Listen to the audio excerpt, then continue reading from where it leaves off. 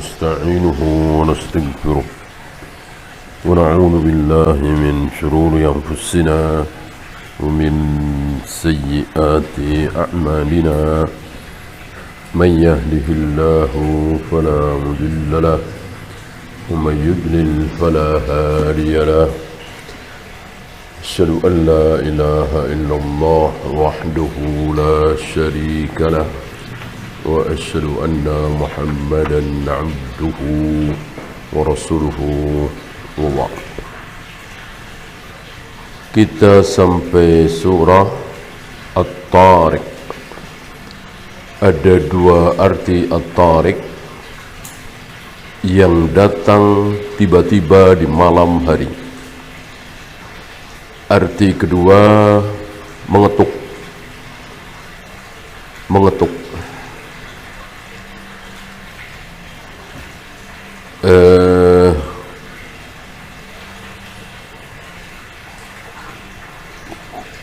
Ada bintang katanya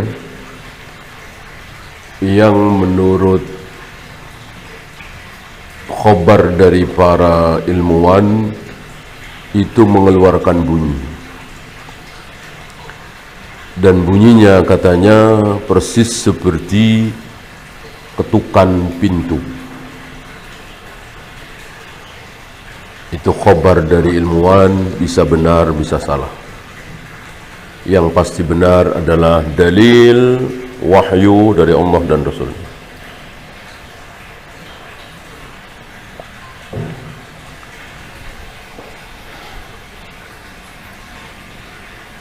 Surat ini termasuk surat yang disarankan oleh Nabi kepada Mu'adz bin Jabal. Ini dan yang kemarin, kemudian wasyamsi wa duhaha. Surat-surat yang ditawarkan oleh Nabi SAW kepada Mu'adz bin Jabal yang membaca surat terlalu panjang saat mengimami salat Isya yang akhir. Artinya Mu'adz bin Jabal salat Isya dulu bersama Nabi SAW di Masjid Nabawi. Kemudian Mu'adz pulang, salat lagi, mengimami salat Isya orang-orang di kaumnya. Berarti kan sudah larut, mungkin jam 9, setengah 10. Itu kebiasaan Mu'adz bin Jabal hampir setiap hari. Ya. Tahulah kita dari sini bahwa masjid di zaman Nabi bukan cuma Masjid Nabawi. Bukan cuma Masjid Nabawi. Ada beberapa riwayat, termasuk riwayat dari Auf bin Malik yang memohon kepada Nabi untuk solat pertama kali di masjid yang akan dia bangun, karena dia sudah semakin tua, merasa berat kalau harus solat berjamaah di Masjid Nabawi. Ya, ini beberapa dalil yang menunjukkan bahwa masjid di Madinah hari itu, tentu Madinah tidak seluas hari ini, penduduknya tidak sebanyak sekarang, itu masjid bukan cuma satu. Dan seterusnya, kisahnya sudah sering kita bahas, bagaimana Mu'adz bin Jabal berselisih dengan orang yang mempunyai sifat munafik karena membatalkan salat. Tidak mau salat bersama Mu'adz bin Jabal yang bacaannya terlalu panjang. Mu'adz marah, mengatakan munafik. Dia pun marah. Jadi bertikai gitu. Dan akhirnya orang ini mendahului Mu'adz, mati syahid di perang Uhud. Dinyatakan syahid oleh Nabi SAW. Dengan istilah Nabi, musuhmu mendahului engkau masuk surga. Maksudnya mendapatkan kematian syahid, ya.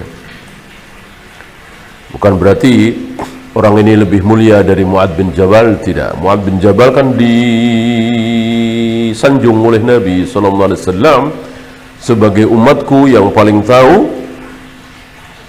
mana yang halal, mana yang haram. Berarti ilmu fikih terutama muamalah, ilmu fikih terutama muamalah yang paling tahu di umat ini adalah Mu'adz bin Jabal, setelah Nabi tentunya.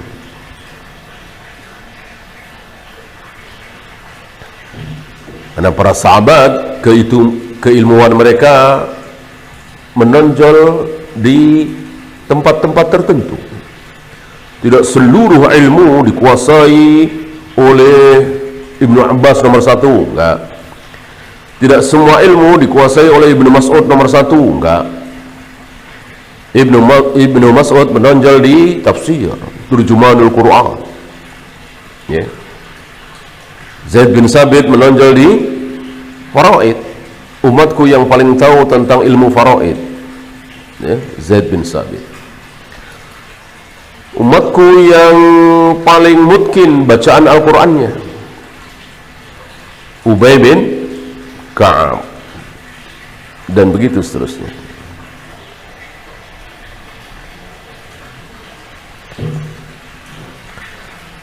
Ya, langsung saja. Ada sedikit nih. Nahnu a'lamu bi sahibina law kunna na'lamu ma yaqulu haqqan lattaba'nahu. Ada orang Quraisy yang ngobrol dengan orang Ansar membahas tentang ayat ini. Orang Quraisy yang kafir ini mengatakan, aku sudah tahu dari lama ayat itu. Ya, si Ansar ini dari Sakif, ya, baru tahu lalu beriman, masuk Islam.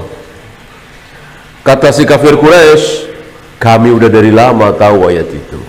Nahnu a'lamu bisahibina, dan kami lebih tahu daripada kalian semua tentang siapa Muhammad. Itu kan sedarah dengan kami. Lau kunna na'lamu ma yaqulu haqqan, seandainya kami yakin bahwa yang dia bawa itu kebenaran, kami sudah ikuti Muhammad dari dulu-dulu. Kenapa kami tidak mau mengikuti Muhammad? Ya karena dia sesat. Ya, dari sini keluar hukum bahwa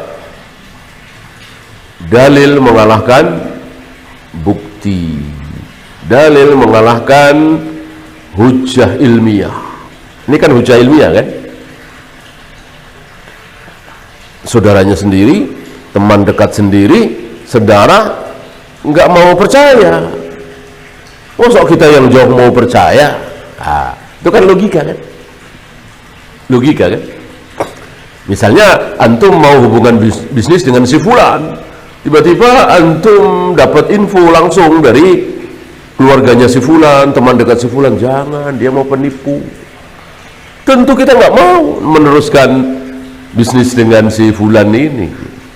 Kita lah orang, teman-teman dekatnya sendiri, keluarganya sendiri mengatakan si fulan penipu, ya, itu logika. Keimanan tidak, ini keimanan, ya. Orang Ansor penuh dengan keimanan, secara logika iya, ya, orang diusir dari kaumnya, ya. Jadi keimanan itu, kepercayaan itu, keyakinan itu, agama itu jangan dilogikakan, tidak masuk logika, ya. Jadi betul-betul keyakinan, ya. Kita jangan sampai kalah sama orang-orang Buddha, Hindu, Konghucu, Nasara yang keyakinannya itu sangat-sangat nggak masuk akal. Tuhan ada 3, Tuhan disalib, ini kan sangat-sangat, tapi mereka percaya seyakin-yakinnya. Kenapa begitu? Padahal itu ngarang, kan? Nggak ada ayatnya, nggak ada hadisnya, kan? Kita punya ayat, punya hadis bahwa Allah betul-betul turun ke langit dunia setiap sepertiga malam. Masih nimbang-nimbang. Kita kalah sama orang-orang Nasara ini. Karena sifat keyakinan seperti itu, ya. Kenapa mesti ditimbang-timbang bahwa Allah menciptakan Adam dengan kedua tangannya? Masuk akal apa tidak? Allah menciptakan Adam dengan kedua tangannya, Allah mau bolak-balikkan hati kita dengan 2 jarinya.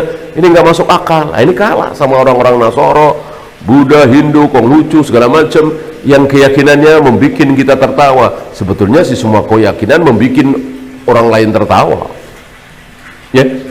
Orang Buddha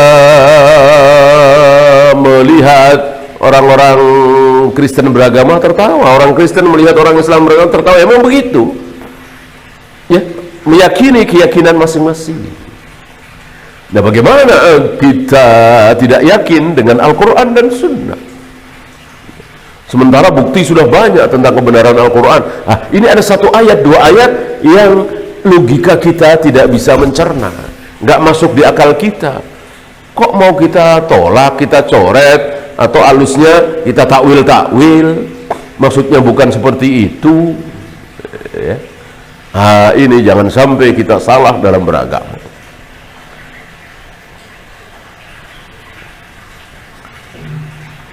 Setelah bismillahirrahmanirrahim, beliau langsung ke was-sama'i wat-tariq, sama langit, tariq tadi. Bisa yang mengetuk, bisa yang datang di malam hari.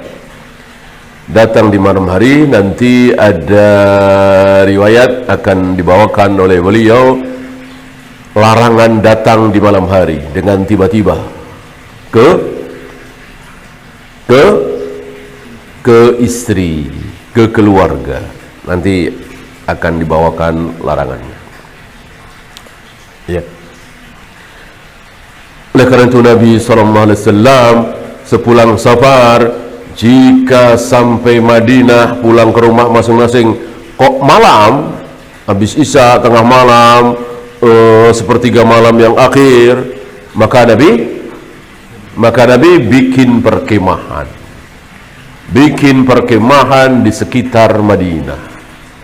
Tidak langsung pulang. Padahal kalau nggak usah bikin, kalau istilah kita tanggung, ngapain bikin perkemahan? Ya kan?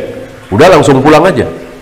Tidak. Nabi sengaja bikin perkemahan karena memang beliau tidak mau dan melarang datang kepada istri, bertemu dengan istri itu malam-malam. Dan istri langsung kaget, ya. Setelah sebulan berpisah, 2 bulan berpisah, maka Nabi memberitahu dulu kepada para istri di Madinah, sebentar lagi para suami kalian akan pulang, besok akan sampai ke rumah, ya. Persiapan kan 2 bulan 3 bulan tidak bertemu antara suami istri, ya. Persiapan, rumah-rumah dibersihkan, mandi dan seterusnya. Ini luar biasa. Islam bukan hanya mengajarkan tentang surga, neraka yang gaib, tapi hal-hal yang sederhana seperti ini diajarkan oleh Nabi SAW. Maka ada seorang pastor atau pendeta, ya, atau batrik atau ruhban atau ahbar, terkaget-kaget mendengar pidatonya Ibnu Abbas, ya, ketika berbicara tentang jual beli, berbicara tentang warisan, berbicara tentang siasat syariah, kepemimpinan dalam Islam, berbicara, kaget, ini agama atau apa? Sementara di agama mereka nggak jauh dari pahala surga, pahala dosa, surga, neraka, nggak ada yang lain, ya. Kalau tahu ada sedikit sekali. Maka penasaran, dia bertanya, hal 'allamakum nabiyyukum kulla syai'? Apakah nabi kalian Muhammad itu mengajarkan kepada kalian segala sesuatu? Kok semuanya seolah dia dibahas dalam Islam? Dijawab, iya. 'Allamana nabiyyuna kulla syai'in hatta al-qira'ah. Betul, Nabi kami mengajarkan kami segala sesuatu sampai tentang tata cara buang air. Tata cara buang air yang sederhana sekali, yang privasi sekali, diajarkan oleh Nabi SAW. Jangan menghadap kiblat, jangan membelakangi kiblat. Kalau di tempat terbuka, kemudian kalau tidak ada air, istindaknya pakai apa dan seterusnya. Barangkali tidak ada agama lain yang mengajarkan seperti ini, ya. Wa ma adraka mat-tariq? Tahukah engkau apa itu at-tariq? yang mengetuk atau yang datang secara tiba-tiba.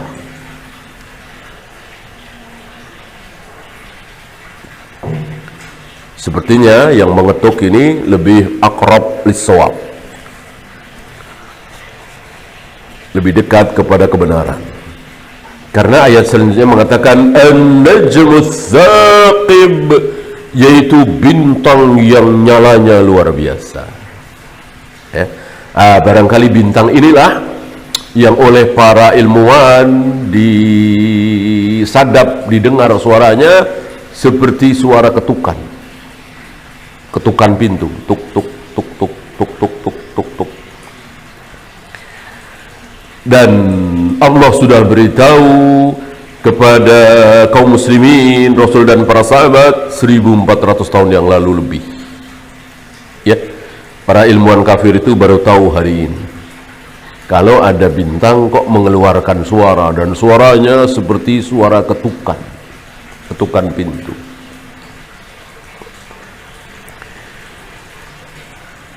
In kullu nafsin lamma 'alaiha hafiz.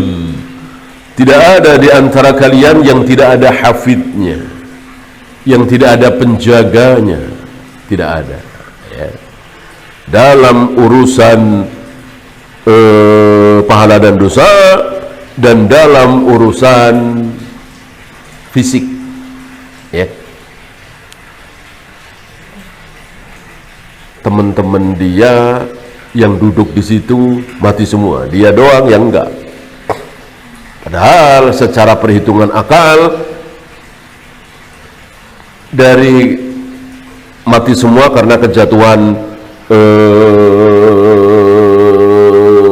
benda. Padahal kalau benda itu ditarik ke bawah pas kepala dia.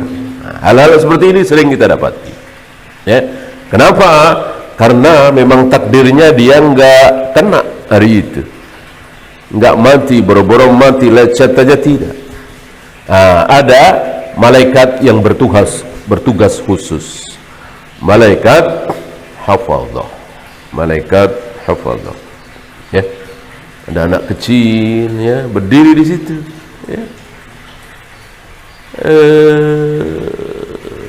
Nggak ada yang nyuruh anak kecil ini geser, ya, semeter 2 meter, habis itu langsung ada motor kencang lewat situ nabrak misalnya. Hal-hal seperti ini sering sekali. Semuanya sudah diatur oleh Allah. Ya. Maka haram bagi kita mengatakan coba dia tidak situ, coba kalau dia nggak geser, coba kalau, ya. Semuanya sudah diatur. Ya. Bagi orang kafir barangkali, ya. Orang kafir tidak kenal konsep takdir. Orang kafir ya taunya apa yang kelihatan. Kita kaum muslimin diberitahu oleh Allah lewat lisan Nabi SAW banyak sesuatu yang tidak terlihat dan sudah direncanakan oleh Allah, ditulis oleh Allah, diketahui oleh Allah 50.000 tahun sebelum Allah menciptakan langit dan bumi.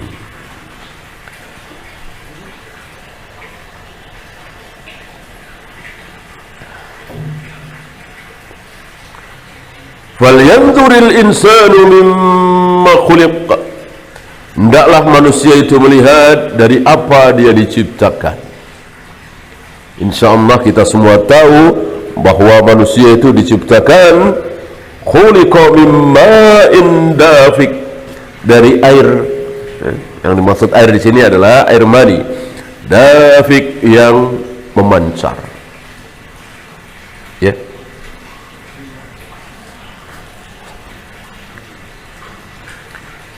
Yakhruju min baini sulbi wat taraib, yang keluar di antara tulang sulbi dan taraib, tulang dada. Ada tafsiran yang laki-laki dari tulang sulbi, air mani laki-laki dari tulang sulbi, air perempuan dari taraib, tulang dada. Para dokter yang memahami, yang mempelajari, mendalami anatomi tubuh manusia ditantang oleh ayat ini, diberi apa istilahnya, diberi clue oleh ayat ini oleh Allah, ya. Kalau mempelajari tentang air mani baik laki dan perempuan, tulang sulbi dan seterusnya. Ya, ini harus dijadikan acuan. Ya, dan tidak mungkin ditemukan air mani itu ternyata keluar dari tulang betis, ya, nggak mungkin, ya. Atau keluar dari leher misalnya, nggak mungkin, ya. Jadi jangan pernah ragu bahwa ayat Al-Quran sabda Nabi tidak mungkin salah. Ya. Nah, kalau orang kafir barangkali ya, benar apa? Benar nggak nih? Coba kita selidiki. Oh, ternyata benar. Nah, itu orang kafir. Ya. Kalau kaum muslimin nyelidiki atau nggak nyelidiki pasti benar. Ya. Hanya lebih merasakan saja. Ya, kita kan tahunya cuma ini, tulang sulbi, tulang taraib, ya sudah. Tapi para dokter yang mendalami ilmu ini akan lebih tahu tentang ini, pendalamannya, lebih apa istilah gampangnya lebih menikmati lah, lebih menikmati kebenaran Al-Quran ini. Dan sifatnya masing-masing, ya. Sebagaimana sifat laki-laki itu tebal, putih, banyak.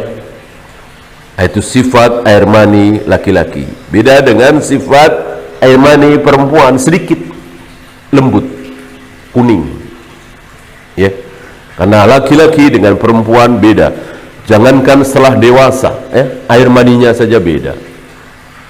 Bayinya saja beda, ya, bayinya secara hukum beda. Ya. Jika kita menggendong bayi laki-laki yang belum makan apa-apa kecuali ASI, tiba-tiba kencing, lalu kita mau sholat, maka haruskah ganti baju? Nggak usah, cukupkan percikan air. Cukup percikan air di baju kita, celana kita yang terkena kencing bayi tersebut, bayi laki-laki. Gitu. Padahal masih ada baunya, masih basah-basah, air kencing ada. Ya. Itu pernah dilakukan oleh Nabi SAW. Nah, bagaimana kalau bayi perempuan? Tidak. Walaupun belum sampai 2 tahun dan baru kemasukan ASI, kencing, maka ya harus dicuci. Harus sampai hilang baunya, rasanya, warnanya. Ya, itu baru air kencingnya, bayinya. Bagaimana setelah dewasa? Bagaimana tiba-tiba ada orang mengatakan tidak ada perbedaan laki dan perempuan, harus disamakan, emansipasi dan seterusnya. Ini menyalahi kodrat, ya, menentang Allah Rabbul Alamin.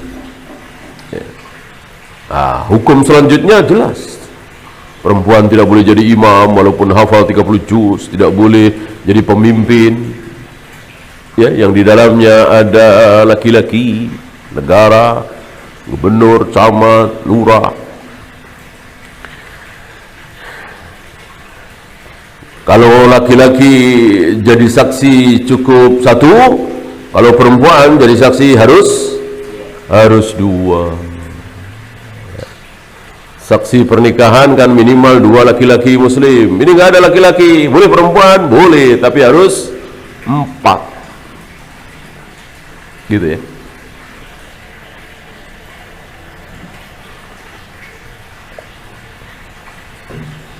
Innahu ala raj'ihi laqadir. Sungguh Allah berkuasa raj'ihi, mengembalikan.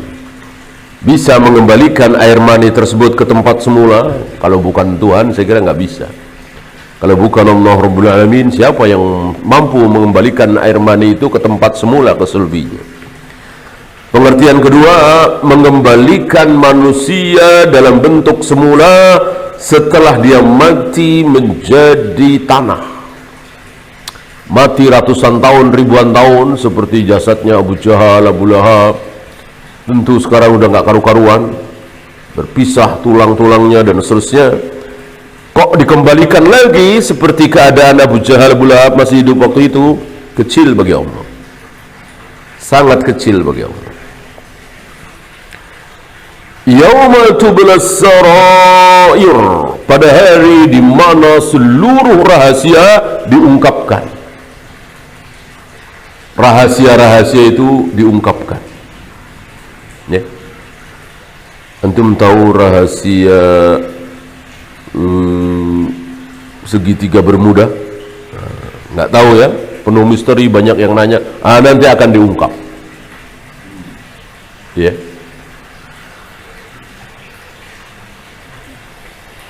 Siapa pembunuh si fulan? Sampai hari ini belum ketemu. Nanti akan diungkap.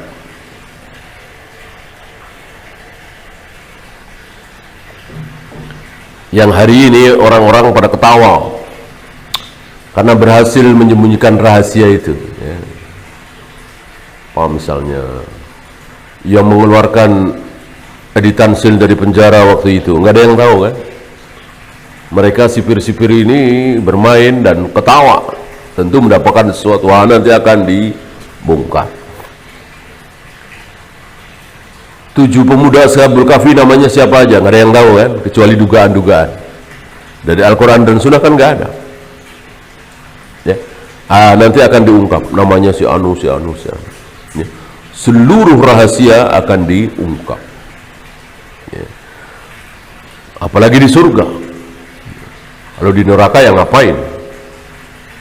Tahu ini, tahu itu, sementara dirinya sedang disiksa luar biasa, tentu nggak akan kepikiran, nggak pengen tahu, pengennya cuma satu, lepas dari azab itu. Beda dengan yang di surga. Selain mendapatkan kelezatan makanan, minuman, bidadari cantik dan seterusnya, dapat khabar yang menyenangkan. Kalau kita sambil ngopi lalu dengar berita rahasia, ya kan senang. Ya. Padahal belum tentu benar berita itu dan bisa dosa. Nanti di surga berita-berita rahasia. Si Anu begini, si Anu begini. Ya. Ternyata Nabi Adam itu begini. Ternyata titik koordinat pertama yang diinjak oleh Nabi Adam, di sini ya ternyata. Ternyata begini. Jadi bukan hanya kenikmatan makanan, minuman dan seterusnya, tetapi juga kenikmatan ilmu. Ilmu itu kan nikmat. Dan puncak kenikmatan surga adalah melihat wajah Allah.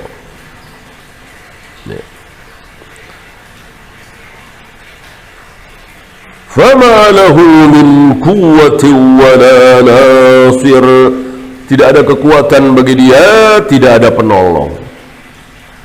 Ayahnya, ibunya, anaknya, suaminya, istrinya, atau pembantu setianya rela mati waktu di dunia demi membela dia, nggak ada yang berguna lagi.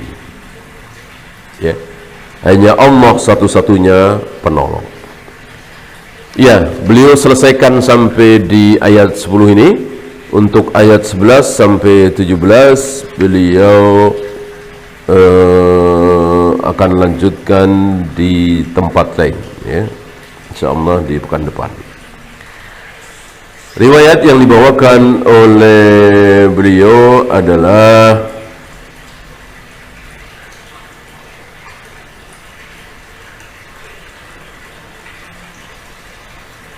Nahar Rasul sallallahu alaihi wasallam ayyatrukar rajulu ahlahu turuqan. Ini yang sudah disinggung sedikit di awal. Nabi melarang seorang laki-laki pulang dari safar sebulan, 2 bulan, 3 bulan mendatangi istrinya di malam hari tanpa memberitahu dulu. Ya. Maka Nabi bikin cara seperti tadi. Ya. Apakah cara? Tidak perlu. Kenapa? Al-hukmu yaduru bil illah adaman kana aw wujudan. Hukum yang ada ilatnya, alasannya, ketika alasan itu hilang maka hukum ikut hilang. Ya. Apakah Nabi tidak salat tarawih berjamaah setiap malam di bulan Ramadan itu ada ilatnya? Ada. Kenapa Nabi nggak mau? Ada jawabannya. Beda dengan kenapa Nabi melempar jumrah, kenapa Nabi mencium hajar aswad, kenapa Nabi tawaf, sa'i, kenapa Nabi wudu, kenapa Nabi tayamum? Nggak ada jawabannya. Ya, maka itu tanpa ilat, hukum tanpa ilat. Nah, yang ada ilat, maka kalau ilatnya hilang, hukumnya ikut hilang. Nah, kenapa Nabi tidak mau salat berjamaah setiap malam di bulan Ramadan, salat tarawih berjamaah? Itu karena sesuatu, ada ilatnya. Nah, ilatnya itu hilang ketika Nabi wafat. Maka hukum itu ikut hilang. Artinya para sahabat sepakat setelah Nabi wafat, walaupun nggak langsung ya, itu salat berjamaah tarawih setiap malam di bulan Ramadan. Ya, karena ilatnya, alasannya yaitu Nabi khawatir salat tarawih ini akan diwajibkan oleh Allah, hilang. Kekhawatiran itu nggak mungkin ada ketika Nabi wafat. Masa yang sunat jadi wajib setelah Nabi wafat? Nggak mungkin. Yang sunat jadi wajib itu ketika Nabi masih hidup tentunya. Termasuk ini. Apa ilatnya? Bikin perkemahan dulu supaya para istri tahu sebentar lagi atau besok suami akan datang. Ya tentu ilatnya tahu, seperti siap-siap mandi dulu, mempercantik diri dan seterusnya. Ya, apakah kalau kita pulang dari umroh misalnya, pulang dari Makassar misalnya, pulang ke istri kita harus nginep dulu semalaman di hotel dekat-dekat sini? Ya tentu tidak. Cukup dengan SMS, telepon, WA dan seterusnya. Ya, bahkan kita sebentar lagi naik pesawat dari Jeddah, istri kita, keluarga kita tahu dari sini. Ngasih taunya gampang. Di zaman Nabi kan tidak mungkin. Ya, hal-hal seperti ini ada ilat.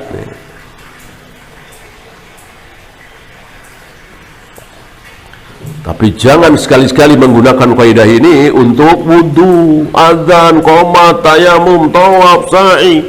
Nggak boleh. Ada pertanyaan dan tidak mungkin terjawab. Kenapa sa'i 7 kali? Kenapa tawaf? Kenapa hajar aswad dicium dan seterusnya? Nggak mungkin ada jawaban.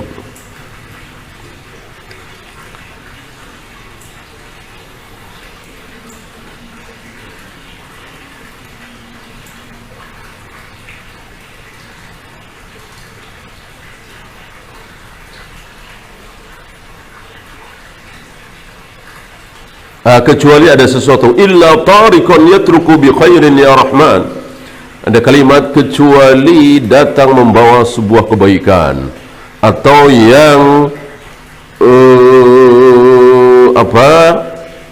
darurat, bahaya. Ya, di zaman Nabi SAW ada seorang laki-laki pulang dari safar dan bergegas kepada istrinya, kaget istrinya, untuk menghindarkan diri dari bahaya.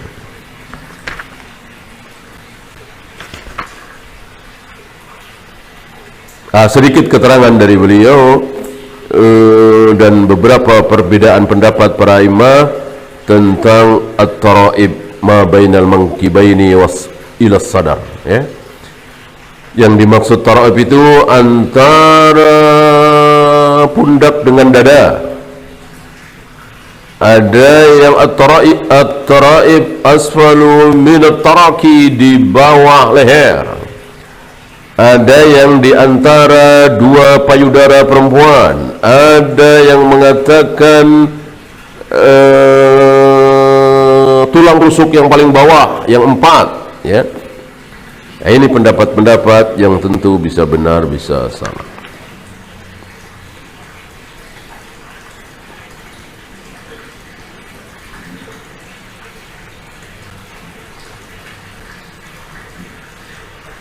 Satu lagi riwayat yang beliau bawakan, qala Nabi sallallahu alaihi wasallam, ini sahih Imam Bukhari,